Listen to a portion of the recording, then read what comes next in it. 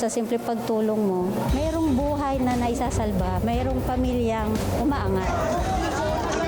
The Senate is now constituted. At ito ang mismong Chinese Coast Guard na Napakinggan ni PBBM. 6 na milyong balotang gagamitin sa A to Z. Kumpleto tayo.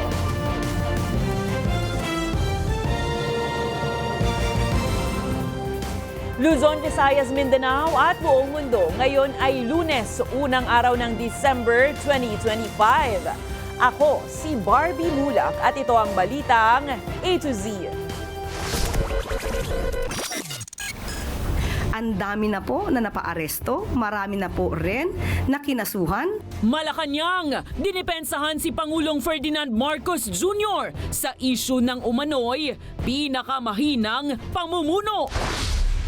Resigned Congressman Zaldico, posibleng nasa Portugal. DILG humihingi ng tulong sa mga Pilipinong naninirahan doon. Cavite Congressman Kiko Barzaga, suspendido ng 60 araw dahil sa disorderly behavior. Sesyon sa Senado sinuspindi matapos ang sunog nitong weekend. Mga dokumento kaugnay sa 2026 proposed budget hindi natupok. Paghuli at pag-impound sa mga e-bike at e-trike ngayong December 1, ipinagpaliban.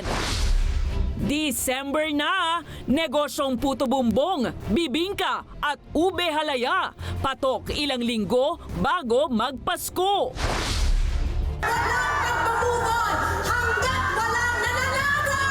At sa showbiz, Miss Universe 2018 Catriona Gray at iba pang celebrities nakiisa sa trilyon peso march nitong Bonifacio Day.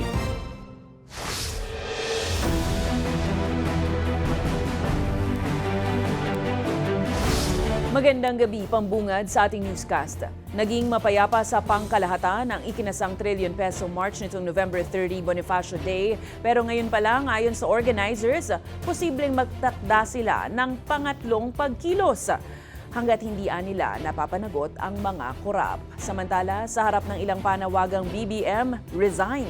Nananawagan naman ngayon si Pangulong Ferdinand Marcos Jr. sa kasundaluhan na huwag sumali sa usapin ng politika. Narito ang ating balitang A to Z. Your loyalty must not be for any individual or any faction, but only to the Republic.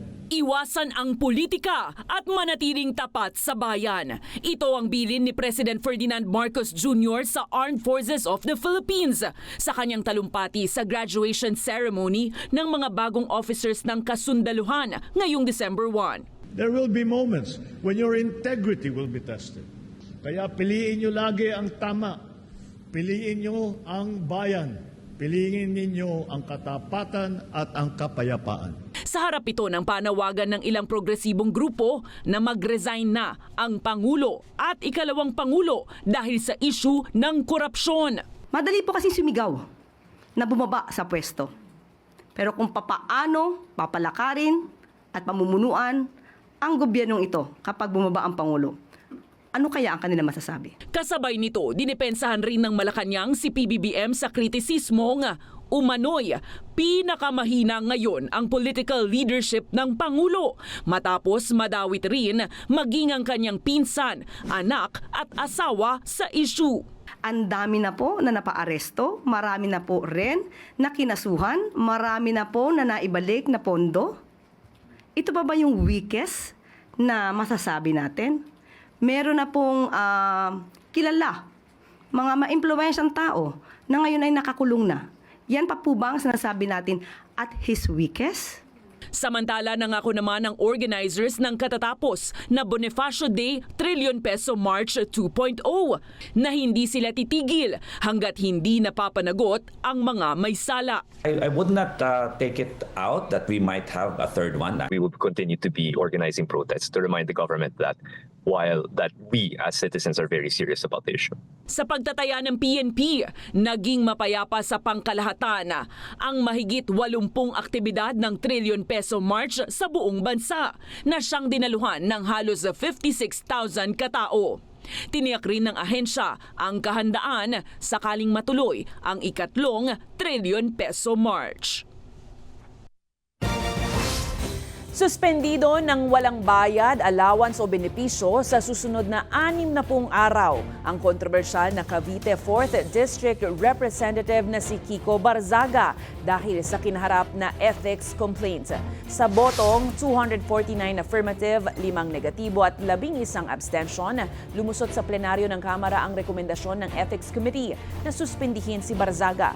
Bunsod ito ng patong-patong na reklamo sa mambabatas dahil sa pag-aasal na anila ay unbecoming of a public official at nakakaapekto sa kredibilidad ng Kamara. Kasama rin sa reklamo ang conduct that incites seditious activity matapos mag-post si Barzaga na handa siyang mamatay at umaasang makapag-ambag sa anya ay downfall ni PBBM. Pinapatanggal din ng komite kay Barzaga ang social media posts at nagbabala ng mas mabigat na disciplinary action kung uulit muli. Una nang sinabi ni Barzaga na bahagi ng free speech ang kanyang social media post pero sa plenaryo ngayong gabi ay tinanggap niya rin ang desisyon. Gayunpaman, may pasaring siya sa Pangulong Marcos. I wholeheartedly accept the decision of the committee, but I maintain my stance that President Marcos must be held accountable for his crimes. Of serving the people is inconsequential in relation to the amounts of lives and futures. Mr. Speaker, may I be recognized? The respondent has already spoken. He has said that he has accepted the imposed penalty under the committee report. Therefore, I reiterate the motion to consider the adoption of the committee report and call the roll of members for nominal voting.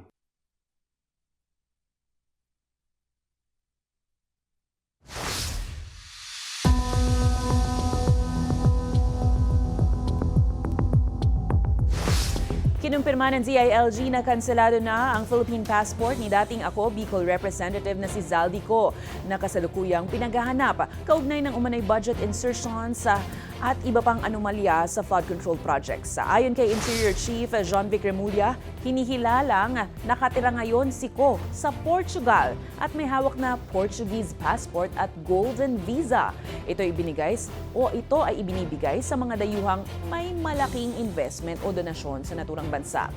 Habang DFA naman ang nakakaalam sa proseso ng pagpapauwi kay Ko, lalo na kung walang extradition treaty sa Portugal. Gayunpaman, nagtutulong-tulong na raw ang ilang ahensya para mapabalik sa bansa si Ko. Maapela rin si Remulla para sa mga Pilipino na nasa abroad at sa Europa na tumulong na hanapin ang dating kongresista. He is suspected to have a Portuguese passport acquired so many years ago. Ayun lang ang details.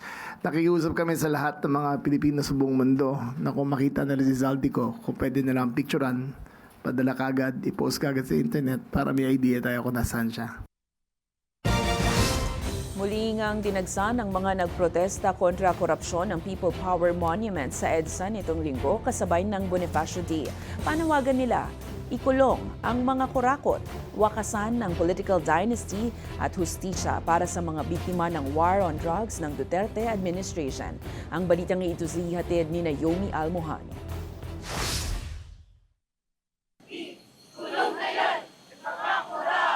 Kasing init ng pagdiriwang ng kaarawan ng bayaning si Andres Bonifacio nitong linggo, November 30. Ang sigaw ng taong bayan na nakiisa sa Trillion Peso March 2.0 sa People Power Monument sa White Plains Avenue. Suot ang puting damit, simbolo ng walang kulay o partidong pinapanigan. Walang panama ang matinding sikat ng araw sa sama-samang pinanawagan na panagutin ang mga sangkot sa korupsyon sa bansa. Hindi pa rin sapat yung mga naging action so far. Merong mga developments pero dapat tuloy-tuloy, patuloy yung paghanap ng mga tao at kinakailangan makulong. Pinuna niya rin ang patuloy na investigasyon ng Independent Commission for Infrastructure, lalo pat panay executive session ng mga ito at hindi aniya nakikita ng publiko ang nangyayari sa pagdinig. Sana maging transparent, yun ang hinihiling natin, no? Ma-inform lahat ng mga mamamayan kung ano yung nangyayari. Ito rin ang naging isa sa sentro ng mga pahayag ni na mamamayang Liberal Representative Laila De Lima at Clergy for Good Governance convener Father Robert Reyes. Asia, welcome! Mag-livestream na kayo! Bakit hindi pa kayo nag-livestream? Freedom of Information Law, isa batas na rin. Kumikilang pa naman ng demokrasya, but ours is a fragile democracy. Ang kinukulong maliliit pa rin eh. Walang ipin. Tapos, babagal, lamisan, hindi lahat ng kanilang mga ginagawa nalalaman. Pero bukod sa korupsyon, kaugnay ng pagnanakaw sa kaban ng bayan, hindi naman na napigilan ng ilan ng pagluha, lalo't inaalala nila ang mga kaanak na nadamay sa war on drugs. Biktima kasi ang ilan sa extrajudicial killings noong Duterte administration. Masakit po ang nangyari sa asawa ko. Unang-unang hindi siya gumagamit. Tapos breadwinner po siya. Siyempre may mga anak din po ako. Ganitong sakit din ang karga ni Avelina na namatayan naman ng panganay na anak dahil din sa Oplan Tokhang. Pinasok kami ng mga pulis. Marami sila. Tapos yun nga, ako kinaladkad. Yung anak ko nakaposas, nakaluhod, yung bang makaawa sa kanila. Aminado siyang gumagamit ng droga ang kanyang anak pero giit niya, hindi naman dapat humantong sa pagkamatay nito. Kaya naman labis na lang din ang tuwa ng hindi payagan ng International Criminal Court ang interim release request ni dating Pangulo Rodrigo Duterte. Siyempre, masaya. Kasi nga, di ba? Makakalaya siya, Tapos ngayon, gusto nila pabagsakin yung gobyerno. Sino ipapalit? Ano mangyayari? Di wala. Di mas lalo nagka-windaw-windaw tayo. Sana nga po, makulong na tayo, sana tuluyan. Hindi na siya makalabas. Kasi kung para sa akin po, kulang pa po yun nakabayaran. May utang din sila sa pananagutan. Ang dami-dami nilang pinatay nung war on drugs ni Duterte. May utang kayo na hustisya sa lahat ng biktima ng war on drugs. Malinaw din ang sigaw ng libo-libong nakiisa sa pagtitipon na dinaluhan din ng bandang Ben and Ben, singer-composer Maki, Miss Universe 2018 Catriona Gray at iba pa. Kahit inulan nga, hindi nagpatinag ang mga humihiyaw ng pananagutan. At gaya ng bahaghari na lumabas matapos panandaliang umulan sa lugar, umaasang mga nagsidalo na pagkatapos magpakasakit ng mga Pilipino sa kawalan ng hustisya, Pilipino naman ang mananalo sa dulo. Para sa Balitang A to Z, Naomi Almohano. Samantala, inihayag ni Vice President Sara Duterte na patuloy niyang lalabanan ang korupsyon sa pamahalaan. Sa year-end report ng Office of the Vice President, iginiit ni VP Sara na mahalaga sa OVP ang maayos na plano, malinis na pamamahala at paglaban sa korupsyon. Paraan niya makamit ang kapayapaan at kaunlaran ng bansa. Inilahad rin ng bise ang nagawa ng kanyang libreng sakay, kabuhayan, medical at burial assistance at maging ang disaster operations center sa mga Pilipino. Matatandaang nasa sa ilalim sa investigasyon ang naging questionableng confidential funds ni VP Sara Duterte, ang 125 at 612 million pesos at maging sa mga lumabas na kahina-hinalang issue ng resibo ng Mary Grace Piatos. Mga kababayan, patuloy tayong lalaban sa kasakiman ng mga iilang mataas na opisyal ng ating pamahalaan.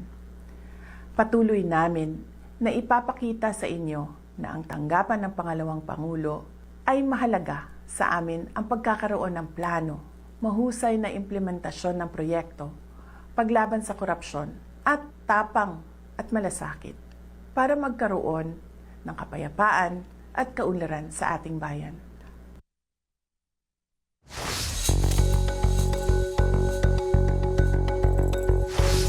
Sinuspindi ang sesyon ng Senado ngayong Lunes para sa repairs at safety inspection matapos ang nangyaring sunog nitong linggo.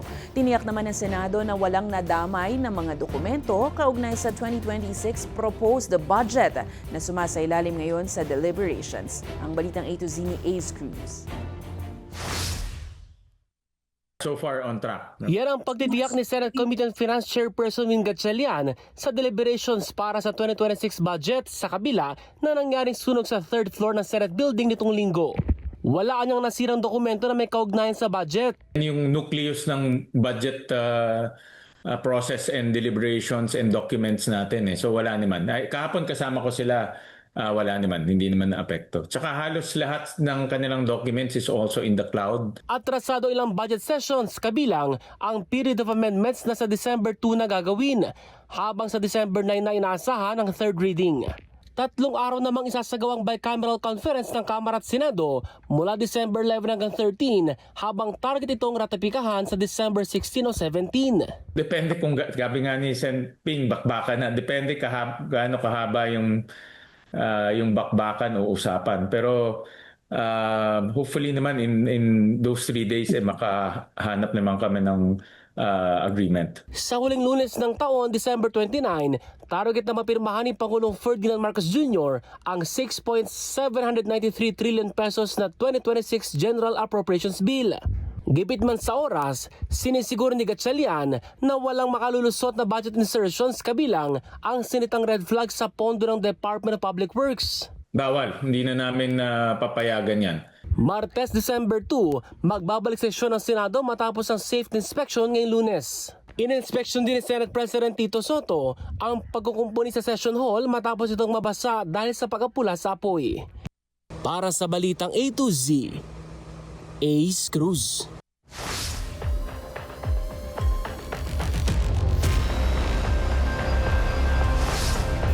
Inihayag ng ICC Assistant to Counsel na si Attorney Cristina Conti na posibleng magsimula na ang paglilitis kay dating Pangulong Rodrigo Roa Duterte sa Pebrero ng susunod na taon. Ito ay matapos ngang kumpirmahin ng Appeals Chamber ang naunang desisyon ng pre-trial chamber ng ICC na tumanggi sa hiling ni Duterte para sa interim release. Ayon kay Conti, susunod namang tutukuyin ng korte kung fit to stand trial pa ang dating presidente na posibleng ilabas ang desisyon bago Pasko o sa Enero. Anya, may mga eksperto at doktor na nagsumite na ng opinyon hanggang December 5 habang magkukomento naman ang prosecution, ang depensa at mga biktima sa susunod na linggo. Ayon kay Conti, sa huli ang mga huwes ang magpapasya kung pasok pa si Duterte para harapin ang paglilitis. Dagdag niya, pinakamabilis na trial ng ICC ay may 2 taon na siyang tinatarget ng prosecution. Binanatan ng Alliance of Concerned Teachers ang pag-exempt ng mga senador sa no work, no pay rule at hiniling ang agarang suspension ni Senator Ronald Bato de la Rosa dahil sa sunod-sunod na pag-a-absent.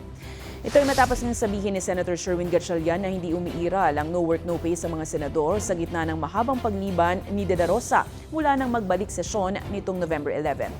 Anya, walang ganitong setup sa mga mambabatas pero nilinaw na hindi pwedeng basta-basta mag-absent lang ang mga senador, lalo na sa budget deliberations. At kailangan ang proper procedure na magpapadala ng formal na liham sa komite at sa Senate President kung liliban. Giit naman ng ACT, malinaw na double standard ito lalo't ang ordinaryong mga guro at manggagawa ay agad na kakaltasan ng sahod kapag hindi nakakapasok at kailangan dumaan sa mahigpit na leave process. Sinabi ni ACT Chairperson Ruby Bernardo, tuloy ang sarap ng buhay ni De La Rosa na wala sa trabaho pero tuloy naman ang sweldo mula sa buwis ng taong bayan. Dagdag niya, ang pagliban ng isang senador na tumatanggap ng daang-daang libong piso kada buwan ay isang uri na rin ng pang-aabuso at korupsyon. Hiniling nilang masuspindi ng walang bayad si De La Rosa at panagutin sa mga isyu laban sa kanya. Matatandaang nagsimula ang pagliban ni De La Rosa matapos ibunyag ng ombudsman na may ICC arrest warrant na umano kaugnay ng war on drugs.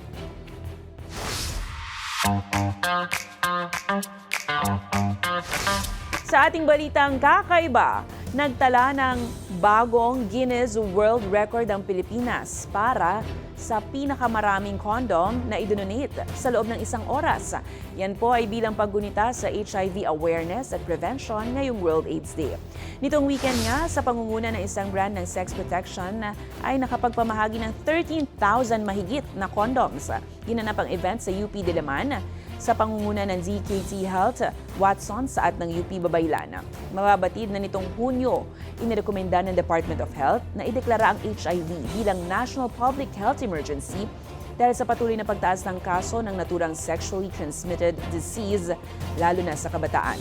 Kaya naman sa kakaibang paraan na world record na ito, target pataasin ang kamalayan ukol sa naturang sakit at isulong ang pag-iingat ng sarili. Susunod, paghuhuli at pag-i-impound sa mga e-bike at e-trike na bumabaybay sa mga national road, iniusog sa January 2.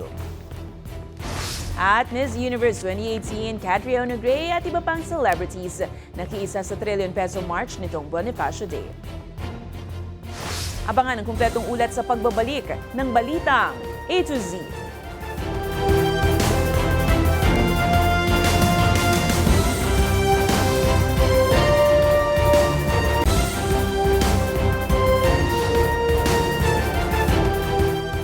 Iniusog sa January 2 ang paghuhuli at pag-i-impound sa mga e-bike at e-trike na bumabaybay sa national roads na dapat sana ay ipatupad simula ngayong araw, December 1. Pero sigaw ng mga driver, dapat tuluyan ng ibasura ang patakaran. Alamin kung bakit sa Balitang A to Z ni Kim Salinas. Ipinagpaliban ng Land Transportation Office ang panguhuli at pag-impound sa mga e-bike at e-trike na bumabaybay sa mga national roads sa buong bansa. Alinsunod ito sa direktiba ni Pangulong Ferdinand Marcos Jr. Pagbigyan ng mga 1 month hanggang January 2 para ma-inform lahat mabuti. Yung pag-i-inform namin, yung information drive namin, mas palawakin para maunawaan ng tao kung saan sila pwede at saan sila hindi pwede. Pero ayon sa LTO, tuloy pa rin ang kanilang paninita sa mga e-bike at e-trike sa kabila ng postponement. Pag nakita kayo ng enforcement namin, papatabihin kayo or papaalisin kayo sa National Highway para sa kaligtasan nyo rin. Pero pagdating ng January 2, ay talagang hulihan na yan. Walang extension po yun, talagang full implementation po yung January 2. Pero hiling ng mga driver, huwag nang ituloy ang panguhuli sa susunod na taon. Nababahala pa rin po kami gawa nga po nung itong darating po na January pagtapos ng Pasko talaga pong mahirapan din po kami mawalan ng trabaho. Tsaka mag-adjust po ng hanap buhay. Yun ang dapat nating pagtuunan yung kaligtasan din nila, hindi yung kung ano pa man. Naintindihan natin na hanap buhay nila.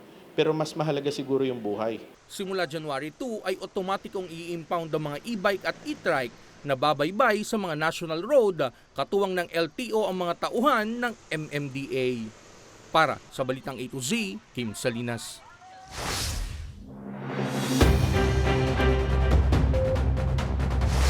Mga ka-A to Z, magkakaroon ng dagdag bawas sa presyo ng diesel at kerosene ngayong linggo. Sa abiso ng mga kumpanya ng langis, aabot sa 3 piso at 20 sentimos ang tapya sa kada litro ng kerosene. 2 pesos and 90 centavos naman ang bawas sa kada litro ng diesel. Pero may katiting na 20 centavos na dagdag sa kada litro ng gasolina. Ayon sa DOE, Oil Industry Management Bureau, bunsod ang rollback o bawas presyo ng unti-unting development sa ceasefire sa Ukraine at Russia na maaaring magpahina sa sanctions sa Russian oil pati na rin sa inaasahang oversupply sa world market.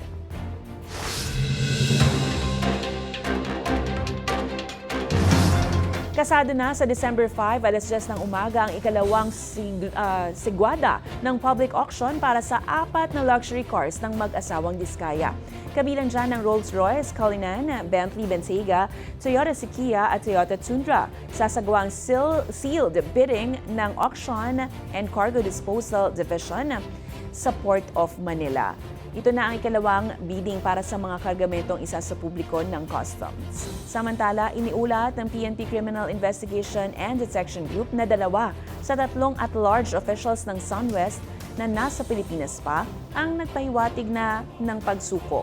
Ayon sa CIDG, tuloy-tuloy ang manhunt sa 3 pero 2 sa kanila ang nagsabing gusto nang sumuko. Ngunit natatakot lang dahil wala silang abogado. Pero paalala sa mga akusado, may warrant of arrest na sa kanila at hindi po pwedeng maghintay ang CIDG.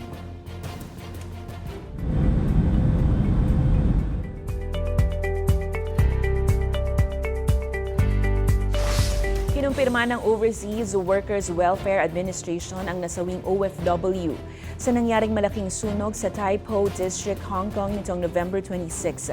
Kinilala ang biktima na si Marian Pascual Esteban.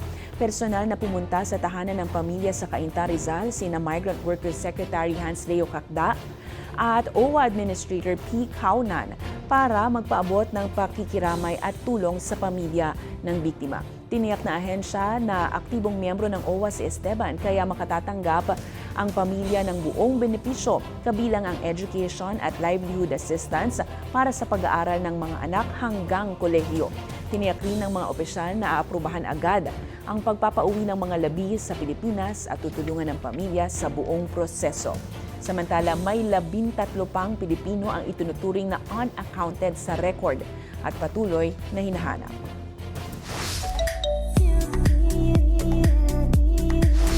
Hindi pinalampas ng ilang artista at ilang kilalang personalidad ang kilos protesta laban sa korupsyon nitong weekend. Pinangunahan ito ni Miss Universe 2018 Catriona Gray kung saan nanawagan siya ng panagutin ang mga opisyal ng gobyerno na nasasangkot sa anomalya ng flood control. Ang balitang A to Z Showbiz ni Lane Garcia.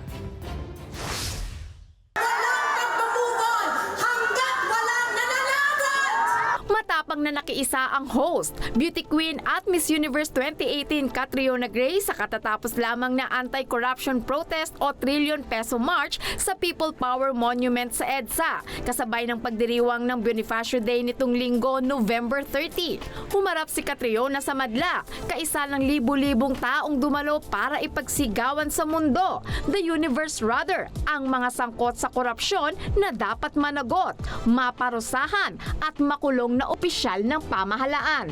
Sa kanyang privilege speech, galit na ipinahayag ng beauty queen sa harap ng sambayan ng Pilipino ang kanyang pagkadismaya kaugnay ng mga maanumalyang flood control project sa bansa. Billions of pesos disappear without accountability, without justice, without answers.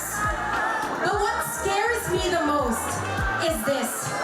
Many are starting to forget why we are angry. And while our nation grows exhausted, our leaders remain silent. Sobrang tahimik. Nakakabingi. Dagdag panikat. Sila na ang nabubusog. Sila ang nakakauwi sa mga mansyon sa Amerika. Sila ang nakakabili ng designer bags.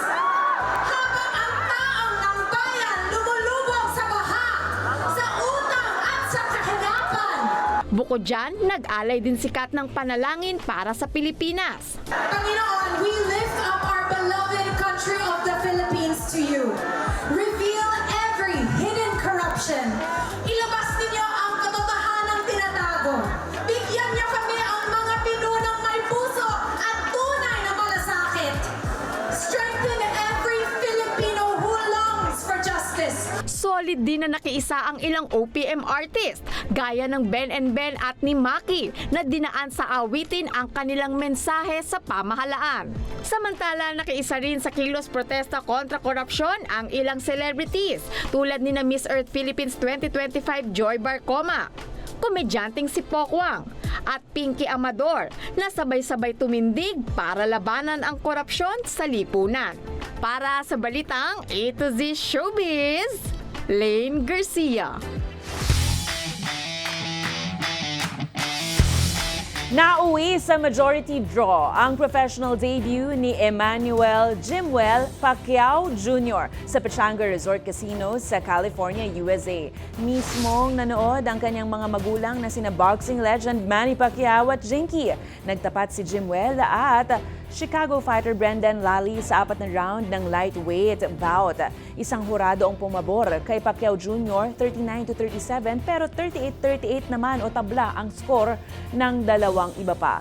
Matatandaang sinimula ni Jimwell ang kanyang amateur career taong 2022 at nagtala ng 6-4 record bago mag-pro. Co-featured bout ang kanyang laban sa unang US card ng Manny Pacquiao Promotions. But still, congratulations, Pacquiao Jr.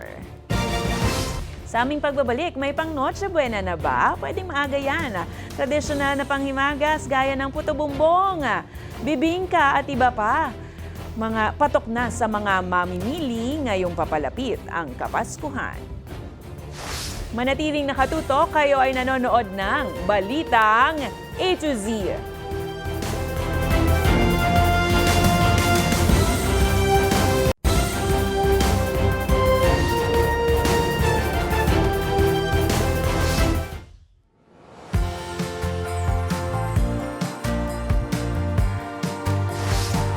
Unang araw na ng Desyembre, mga ka-A to Z.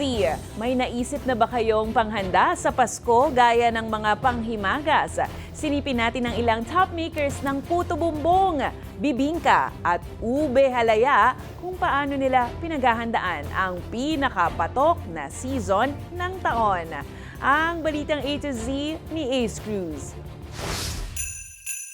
Mas pinasarap ang pamaskong handaan dahil sa mga panghimagas. Kabilang dito ang puto bongbong at bibingka na patok sa isang mall sa Divisoria, Maynila. Minsan po nabibitin pa yun yung itlog namin. Kasi pagdating siya ng 3 or 4, yan, marami ng pila yan. Kasi merienda time na. Araw-araw, mahigit 100 ang order sa kanilang puto bongbong at bibingka. Tradisyonal ang bibingka dahil purong galapong ang kanilang gamit. Pag glutinous po kasi tumitigas po yan siya pag lumamig. Hindi kagaya ng galapong mismo na malambot po talaga siya. Binubudbulan pa ito ng niyog at muscovado, kaya't paborito ng customer sa loob ng 3 dekada. Yung lasa niya, it's the old one na flavor na hanap-hanapin mo. And the texture, it's soft. Sinadya pa nga ito ng bakasyonista si Nana LV mula Australia. You don't need to wait for Christmas. Oo. Kasi hindi naman ako napupunta ng Christmas Ngayon, bakasyon ako for 3 weeks. So I always come here. Masarap ang puto bongbong. Si Nana Alice naman, nasisenti tuwing kumakain ng bibingka dahil bumabalik sa kanyang alaala ang mga panahong kasama niya ang kanyang nanay. Masaya kami. Salo-salo kami pamilya. Pag kumakain kami ng mga ganitong kakanin, mga bibingka, kakanin yan Filipino food yan Ayon sa food historian na si Chef Jello, may impluwensya ang ilang South at Southeast Asian countries sa tradisyonal na bibingka. Ang laki ng influence ng trade, ng colonization, ng ating connection and network to other Southeast Asian countries. Ganyan. Meron din naman nagsasabi na ang bibingka daw ay galing sa mga Indians. Kasi meron silang dessert na ang pangalan bebingka, B-E-B-I-N-C-A. Or bebink ang tawag nila na ganun din, it's a batter of flour, water. Patok din ang ube halaya na gawa ni Nanay Nida. Gawa sa puro ube at ilang oras na niluluto at maya't maya ang paghalo. Gatas lang, yung pinagkatubig namin dyan yung evap, tapos asukal namin yung condensed lang talaga. Hindi kami gumagamit ng gabi, ube lang talaga.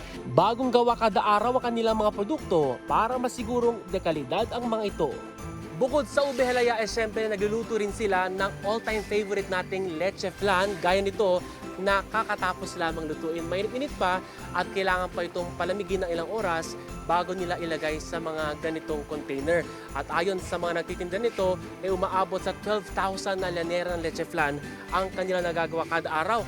At siyempre, mas madaragdagan pa yan habang papalapit ang Pasko. Kung kaya naman, hindi pa huli ang Balitang A to Z. Kaya naman, para sa inyo to studio, mula sa Maynila para sa Balitang A to Z, Ace Cruz. Asan na yung leche flan? Umabot ba? Kung kayo po ay may kwentong kakaiba, mga kwento ng pag-ibig o storya ng inspirasyon at pag-asa, maaari itong ibahagi, sumali sa ating Facebook group na Balitang A to Z. Panoorin ang replay ng ating programa at sundan ng ating social media pages, hanapin ang Balitang A to Z. Ang ating pabawang quote of the night ngayong Lunes ay mula sa Amerikanong manunulat na si Rick Riordan. Ang sabi niya, ang pagiging patas ay hindi nangangahulugang pantay ang natatanggap ng lahat. Ang tunay na pagkakapantay-pantay ay kapag nakukuha ng bawat isa ang kanilang kailangan. At yan po ang mga balita at impormasyon, mga kwentong may dalang inspirasyon na tinutukan ng Balitang A to Z. Ayan na nga, opisyal na po ang unang araw ng Disyembre. Huwag nang mag-relax, maghanap ng mga regalo para sa mga minamahal. Mayroon na lang kasing 24 days bago ang masayang pagdiriwang. Ako po si Barbie Mula, kung maging maalam, makialam. Magandang gabi sa'yo, Pilipinas.